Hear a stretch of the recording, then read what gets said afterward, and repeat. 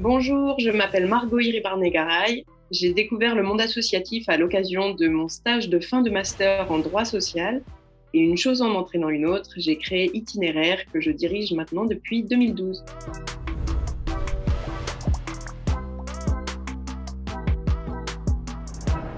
Notre ambition est d'aider les gens à s'insérer au mieux dans leur environnement en leur donnant des outils permettant de lever les freins et d'avancer dans leur chemin de vie, dans leur itinéraire. Au départ, nous avions deux actions, l'apprentissage de la langue française et l'accompagnement des bénéficiaires du RSA à l'insertion. Puis, petit à petit, nos champs d'action se sont étendus. Nous avons, par exemple, pour répondre aux besoins des habitants, créé une boutique solidaire de produits de première nécessité non alimentaires, puis mis en place un chantier d'insertion dans la restauration. Nous avons aussi développé un service d'aide au déménagement ou encore des actions d'auto-réhabilitation de logements accompagnés.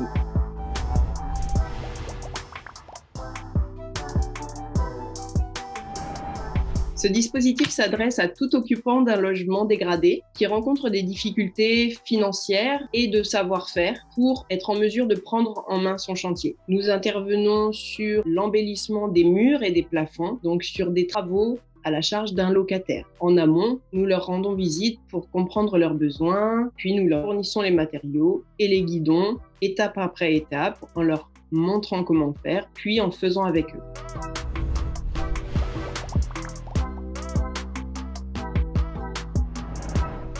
C'est le troisième bailleur avec lequel nous travaillons au niveau de l'autoréhabilitation accompagnée. L'année dernière, nous avons réalisé 10 chantiers en partenariat avec 1001 Vie Habitat à Creil. L'identification des locataires éligibles à ces chantiers s'est faite en étroite concertation entre les travailleurs sociaux, la conseillère en économie sociale et familiale de 1001 Vie Habitat et parfois même directement avec les gardiens. En 2022, 1001 Vie Habitat continue à nous soutenir dans ce partenariat puisqu'ils nous ont attribué une subvention de 6 000 € au total, 2 000 € pour la mise en place du projet et 400 € de budget matériaux par chantier.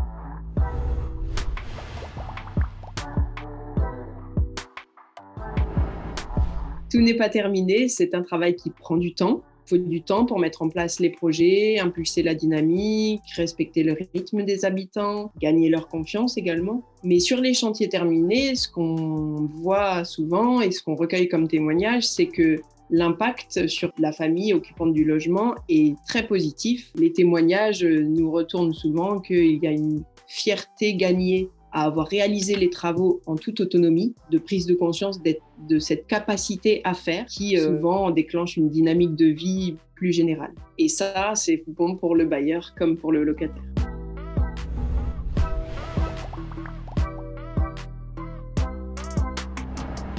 Avec l'OPAC de l'Oise, nous préparons un appartement témoin pédagogique dans lequel l'idée serait de donner des cours collectifs de technique du bâtiment à des personnes éloignées de l'emploi.